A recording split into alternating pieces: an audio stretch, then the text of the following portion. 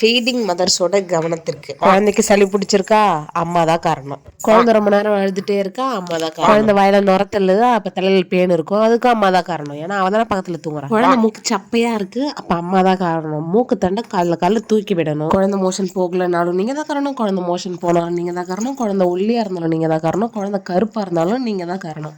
So குழந்தைக்கு நடக்கிற எல்லா நெகட்டிவிட்டிக்குமே அம்மா தான் காரணம். இந்த ஒரு விஷயம் நமக்கு மட்டுமே நடக்கிறது கிடையாது. நம்ம அம்மாவும் இதை சந்திச்சிருப்பாங்க, நம்ம மாமியாருமே இதை சந்திச்சிருப்பாங்க. எத்தனை பேர் எதை சந்திச்சிருந்தாலுமே இந்த ஒரு விஷயத்த மறுபடியும் மற்றவங்களுக்கு செய்யதா தோணுது, அதை வந்துட்டு குறை சொல்லதா தோணுது. உண்மையான விஷயங்களும் இருக்கு, இது குழந்தைக்கு ஒத்துக்காது அப்படின்றதுலாம் இருக்கு.